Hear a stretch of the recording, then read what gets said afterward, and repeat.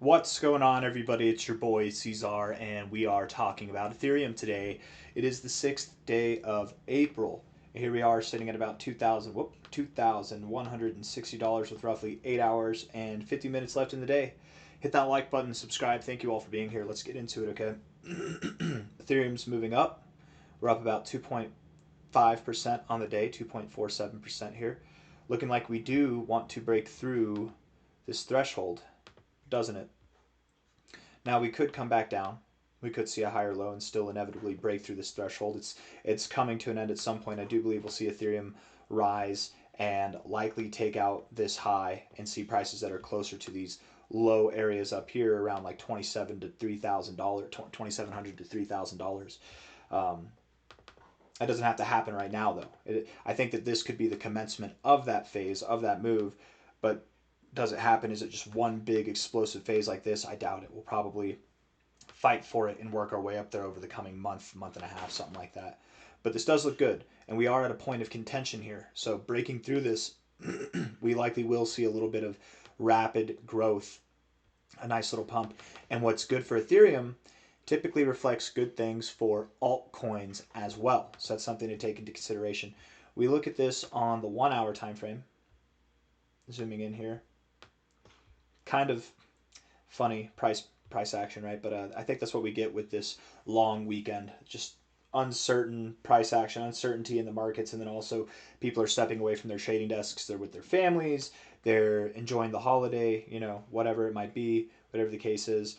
But here we are, back to work as soon as Sunday's over, and well, we're moving up. Volume's coming in. It looks good.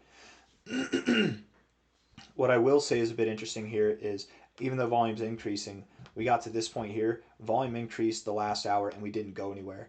That does make me a bit hesitant for any kind of relative movement upwards. Again, remember, we are at a point of contention. We are right here at a point of contention. So we can pull back. We're at 2150. We could pull back below 2000. I mean, we could go below 2000, but we probably don't. But we could go back below 2100 and still come back up and break through this. So looking at this on the 1 hour, and especially with this volume read right here, I wouldn't be surprised if we pulled back. Let's look at the indicators. A little bit of bearish divergence, yes. It's not confirmed yet, but a little bit is there. Stochastic's kind of coming out here. The MACD looks like it wants to turn. I wouldn't be surprised maybe going into the end of this day if we did pull back. That kind of lines up with what I'm expecting for Bitcoin to do as well. 2160 here, go down to 2100, maybe even just below there, back test this area, support or something like that, and then we can continue to move up, right? Not just one straight shot up. You'll move up, you'll find a higher low, you'll move up, you'll find a higher low, like that kind of stuff. That's probably what we're going to do. Looking at the 4 hour time frame, you are overbought. You're pretty overbought. You're at the 80, which is nice. You typically don't get too far above this level. This is one of the higher levels in the overbought zone that you've seen really all of 2026 thus far. So, and on top of that, we're at a point where we have found resistance.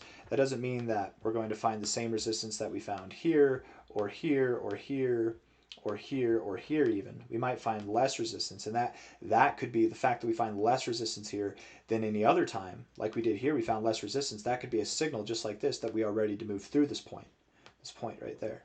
I'm not drawing a straight line, but you can see what I'm going for, that area of resistance there. I just don't expect, one fell swoop of a move. If we get that, cool. Prove me wrong.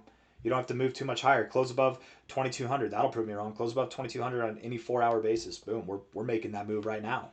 And whenever we do cross through this threshold, if I could talk, when we do cross through this threshold, we likely don't stop until we see $2,500 to $2,700. I mean, this could happen really, really fast, guys. This could happen by the end of this week, depending on how we do things. I'm not thinking that's the case, but I think we will be a little bit more methodical as time goes on. But I do expect once we break through this point here, we get through that like $2,200 level, we probably do rapidly approach these prices, maybe even prices that are above there, see some volatility, whatever, work our way up to the top. Again, that top will likely be somewhere around $2,700 where our golden ratio extension is. Also, right here where prior areas of support were or are as well. Stochastics look bullish. The RSI is bullish. The MACD looks very bullish, you guys, very, very bullish. And this tells me that, again, no matter what happens, volatility aside, we still have more to go. I just wouldn't be surprised. A little bit hot here, a little bit hot there. Cool off a little bit. Maybe we cool off for the rest of the day. Maybe even tomorrow is a bit of a dud, but then the rest of the week things should shape up, and we should. I wouldn't be surprised if by the end of this week, over the next 6 days here, if we were closing not just above 2,200, but even above like $2,300 or higher. We look at this on the daily time frame. hold on, hold on. We look at this on the daily time frame here, and the RSI, it's kind of neutral, but overall you've got a bullish kind of positioning here. Getting overbought, not getting oversold, bouncing off the 40, good. It's not bad. The stochastics are bullish as well, and the MACD. I mean, the daily MACD looks great here, man. You get this cross above the zero. I mean, this daily MACD is the one thing that's making me think that we might actually see prices above $3,000. It is possible. We look at this on a weekly time frame, and from a high here to a low here, if we were to go back to the golden ratio, for example, that's at 3,300 to 3,600. This is a suitable target area, as is anything that's like 2,900 to even 2,600. As low as 26. Anything in these low areas. But what I will say is, if we get above like $2,800. We get above there on a daily or weekly closing basis. We get above that point on a closing basis. I would think that we go up to these top points, because with these areas of consolidation, it's not always like this. Don't treat it like this as a fact, okay? But with these areas of consolidation like this, you either find support, resistance at prior support, or you find resistance at prior resistance. Typically, it's not always like that, but that's a good kind of rule of thumb to go off of. Like here's our consolidation zone. We looked to find support at the top of it, but we didn't, did we? So we went all the way down and we found support where? At the bottom of it.